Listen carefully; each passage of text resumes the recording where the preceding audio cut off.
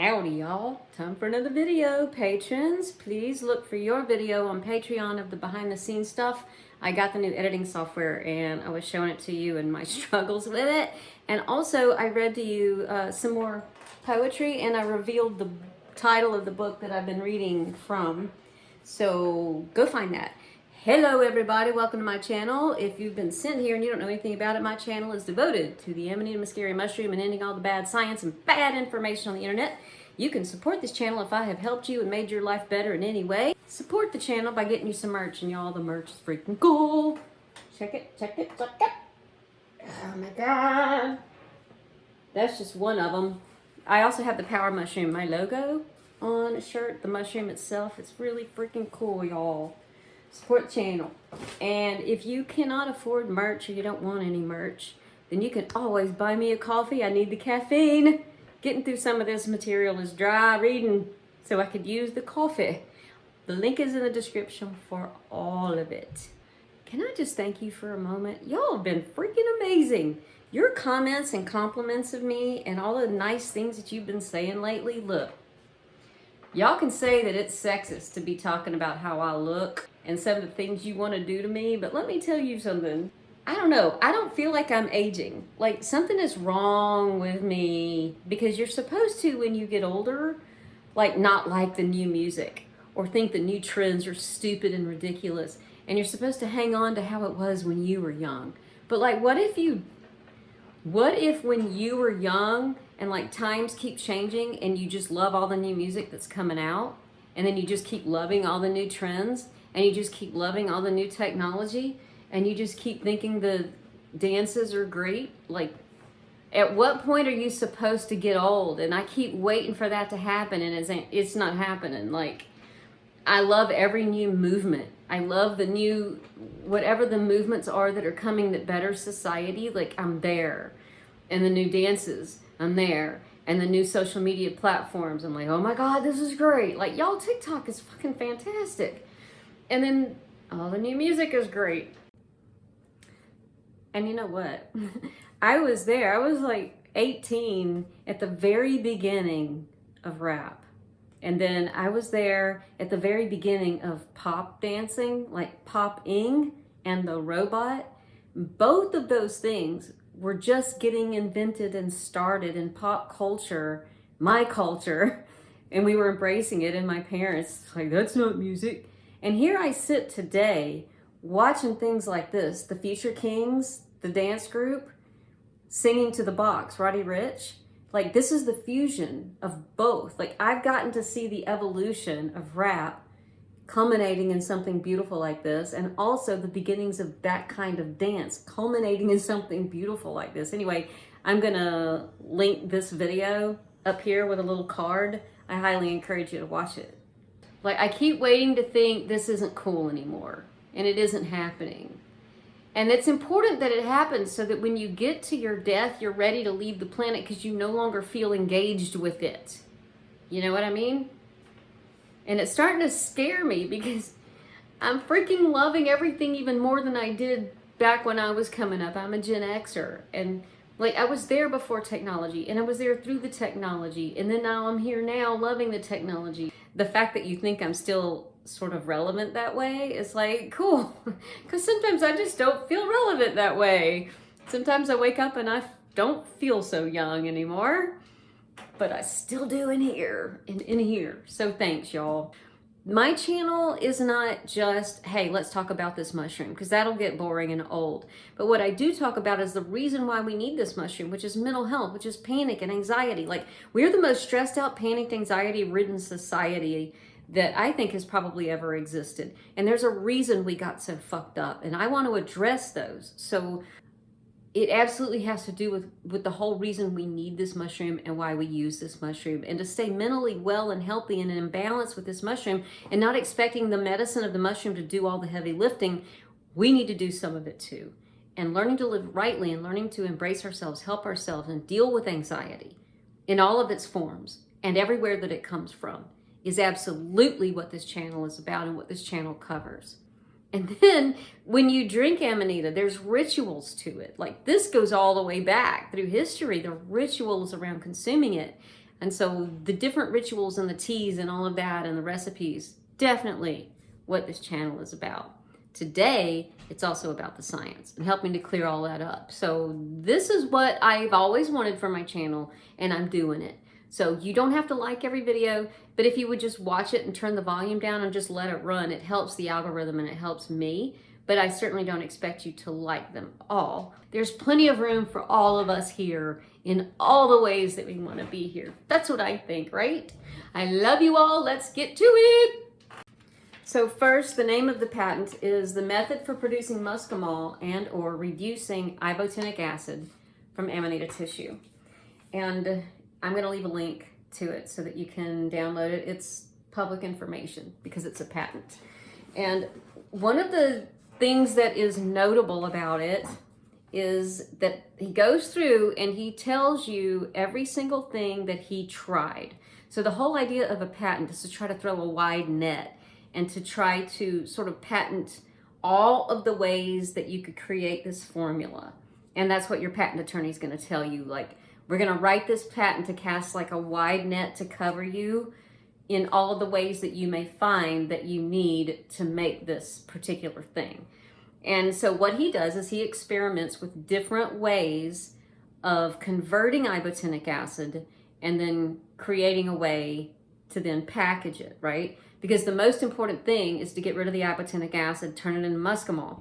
So what he does is he shows we tried A, B, and C in all these different ways to decarb it, and these are the results we got, and this is what decarbs it the most, right? And then he has like a bar graph that he printed out that you can also look at and print out where he shows you the results. The way that he did this was he tried different methods to convert ibotenic acid to muscimol. And the very first thing he did was to dry the samples. Go to item number 0018, item number 18. It is example 2, and he says samples of Amanita Muscaria formosa were dried in a dehydrator for 2 days at 125 degrees Fahrenheit. The caps were selected, ground to a powder, and mixed. And then he tells you whatever, he was going to do to it. This portion was retained as an untreated control sample. Okay. The whole point of a control, and I'm not going to teach you about this kind of science because you can find it anywhere. These are the basics of experimental science and setting up a good experiment, but you have to have a control. And the control is the thing that everybody already knows what it is. It's the thing that you're going to compare everything else to. So the fact that he dried it at 125 degrees Fahrenheit and goes to great lengths to point that out is telling you we're trying to not convert ibotenic acid to muscimol here. This is the control sample.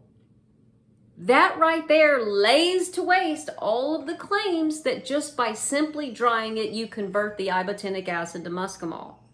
You don't. If you could convert the ibotenic acid to muscimol just by drying it, guess what? This entire patent would be pointless and useless.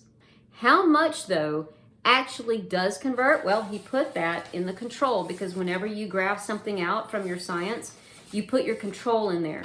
So you'll have to print this out and find the bar graph, but I'll just show you the best that I can right here. Do you see that black line right there at the very bottom? That's the control sample. There's different ways that you can cause chemical reactions to happen.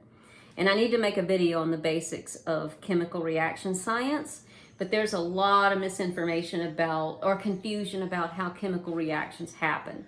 But first of all, it's got to happen in a fluid medium. There is solid state conversion and solid state chemical reactions, but they're very rare. And then there's different ways that you can break a complex molecule apart. There's the sun, it can do it, and that's photoconversion. And then you can physically break it up by doing things like adding a chemical to it or drying it out or freezing it or heating it, and you can break it apart forcefully. That's a physical way to break a molecule. But then you can also do things like acids or strong bases. They'll come in and pull certain elements off the periodic table off of that molecule, and that will break the ring apart or certain parts of it off. And then there are things called enzymes. And so what an enzyme is it is its own molecule. And its sole job is to take another molecule and break it apart. So enzymes end in ACE, A-S-E in English. That enzyme, if it's called something ACE at the end of it, then it's an enzyme. And so what he was doing in this patent was experimenting with all of these different ways of conversion to see what you get. And here's what I really want you to understand. Just because you can convert doesn't mean you should that way. And so a lot of you are talking about trying to convert the way that this patent does, but then you can't consume it after you do. A lot of it, he was just experimenting to see which of these types of conversion is the best way to do it. What's going to get me the most conversion? And then if it's not even consumable after that, is there then an alternate way? Do you see what I'm saying? Like, you narrow your pathways down. So enzymes are going to be the best way to go, or fermentation is going to be best. Once we figure the path out, then which way do we do it that you can then consume it? For instance, in this patent, he's using an acid, which is where I got Lemon Tech from, but I got Lemon Tech also from converting other things like the psilocybin mushrooms. Lemon Tech is a common thing to use. So whenever you need an acid, there's only so low you can go on the pH scale before you can't consume it. And what he used in this patent is freaking hydrochloric acid, y'all. Please don't go out there using hydrochloric acid, right? Well, what's in lemon juice is citric acid. And so a lot of people I see are talking about, hey, if I get citric acid, why can't I just convert it with citric acid? And I'm like, but number one, if you can buy citric acid, you can buy a lemon. Number two, have you ever tasted citric acid, like pure citric acid? It's so sour that it's gross. Like, that's what they rolled your sour candies in to make them sour. And then you've got to turn around and put something in it to alter that. It's why lemons are so sour. So why not use a lemon? Can we just do that? So he's using hydrochloric acid. Yes, citric acid works, which is in lemons. So if we want to get the acid conversion he got in the patent, let's just use Lemon Tech. Okay, so go to number 11 and you'll see there where he's doing the fermentation. So what he used is a lot of the same bacteria that we use in yogurt, but also like L. planarium, L. lactis, L. brevi. Anyway, it's the list of all of the bacteria that he used for the fermentation process. And the reason he chose them is because they all have an enzyme in them. And we call that enzyme glutamate decarboxylase, or GAD. This is your dried sample that got no conversion. This is the hydrochloric acid conversion. That's a lot. That's where the Lemon Tech comes in. But check out that one. 93, is it 93? 92, yeah, almost 93% conversion. So that's the enzyme when you ferment it. So I have a friend that did ferment some Amanita, and we just call it Amanita Beer or whatever. But what you'll note, and I gotta go try it. We gotta figure out a way to bottle it. We haven't bought the bottles yet, but I'm gonna be trying it. And I feel good about it because obviously it's got the largest amount of conversion. So what's important to understand here is that these were dried and you got no conversion. We used acid and you got up to like a 60% conversion, and then we used fermentation and you got up to 90-something% conversion. Well, because most of us out there aren't going to have the know-how and the ability to be converting with fermentation, then what's the easiest thing you can do? Well, we already know that drying at heat converts a good 30%. Cool. Well, let's just stack that. We know that boiling it with heat converts another 30, and we've got this conversion over here with acid, with lemon. This is how we arrive at what I tell you to do. And part of it was based on looking at this patent. That doesn't mean we can't also convert with citric acid, but why? Unless you just really like sour shit. Just use lemon. But if some of you want to get into fermentation, then that's a cool way to do it. And it makes me think that a lot of the Ambrosia Society, the stuff about the Soma and Amanita wine and all that, somehow it has gotten distorted throughout history, but that our ancestors figured it out. You can take a bunch of Amanita. You can put substances in there that already come naturally with these bacteria in it. And in my opinion, that is the missing mystery. What have our ancestors found in nature that naturally carries these bacteria that they learned you could mix or stick in with the Amanita, and it would then ferment and convert. And then you could drink it and not get sick.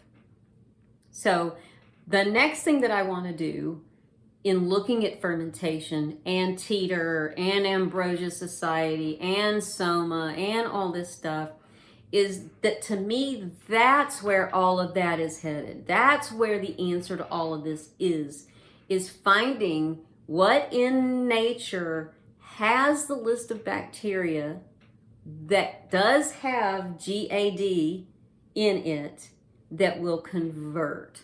And I think we will start to unravel some of these mysteries that people have seriously gone off the deep end with.